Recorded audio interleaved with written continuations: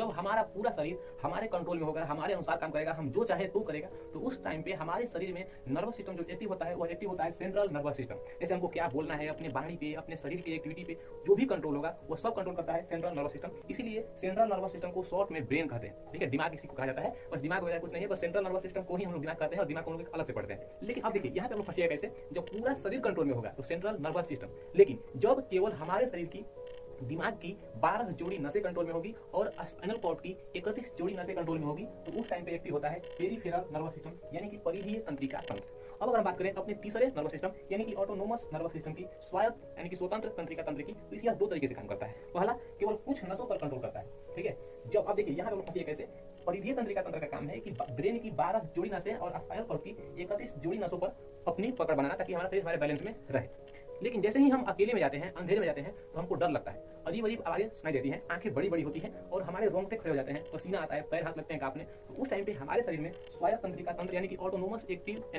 Nervous system active हो जाता है। और यह एक्टिव इसलिए ही होता है क्योंकि हमारे शरीर में जो ये ब्रेन का 12 जोड़ी नस है और स्पाइनल कॉर्ड की 31 जोड़ी नसें हैं, ये पूरी पर पकड़ नहीं बनाया है, केवल कुछ ही नसों पर ना पकड़ बनाता है। इसीलिए उस क्रिया को बोलते हैं हम लोग अनुकंपीय यानी कि सिंपैथेटिक फंक्शन, अनुकंपीय क्रिया बोलते हैं। ठीक है, लेकिन अब देखिए यहाँ फंसिए कैसे आप लोग, जब ब्रेन की 12 जोड़ी नसों पर कंट्रोल बनाएगा और स्पाइनल कॉर्ड की 31 जोड़ी नसों पर कंट्रोल करेगा, तो पेरिफेरल नर्वस सिस्टम यानी कि परिधीय तंत्रिका तंत्र। ठीक है, लेकिन जैसे ही हम अकेले में जाते हैं तो इसका कंट्रोल हटता है, इसका कंट्रोल हटता है और अकेले में जाने पर हमारा शुरू होता है ऑटोनोमस नर्वस सिस्टम। और अकेले में जाने पर हमको डर लगता है, अजीब अजीब आवाज सुनाई देती है, तो भी आप रात को छत पे चढ़िएगा और छत पे चढ़िएगा अकेले, आपको लगेगा ना कि आपके पास कोई है, एकदम पूरा एकदम अजीब अजीब आवाज सुनाई देगा आपके पास, रोंगटे खड़े होंगे, आपको ये लगेगा कि अरे कोई भूत है, चुड़ैल वगैरह है, ये सब ना आपको कैसा फील होता है। रियली में ऐसा होता नहीं है, बस आपका ब्रेन उस लेवल पे आपको लेकर के जाता है। लेकिन अकेले में जाते ही परिधीय तंत्रिका तंत्र का हमारे शरीर से प्रभाव हटने लगता है और अपना जगह लेना शुरू करता है स्वायत्त तंत्रिका तंत्र, और हम पूर्णतः अकेले में चले जाते हैं। तो हमको डर लगता है ना, लगता है अजीब अजीब आवाज सुनाने, पूरा एकदम पूरा गलत तरीके से आवाज सुनेगा, लगेगा ना कि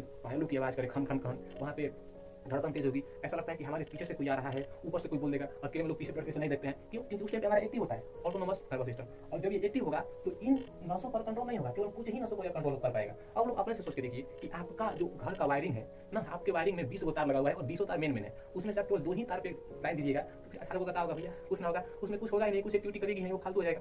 इसीलिए यहाँ पर आप समझिए कि जब ये ना अकेले में कुछ ही नसों पर कंट्रोल कर पाता है, इसलिए हमको डर लगता है। लेकिन जब डर लगता है, जब हम रोशनी में आते हैं, उजाले में आते हैं, जब भीड़ में आते हैं, तो यही वाला इसको बोलता है इसको ठीक करो, तो हमारा पूरा शरीर इसको कंट्रोल करता है। और जब कंट्रोल करेगा तो इस क्रिया को बोलते हैं हम लोग परानुकंपीय क्रिया।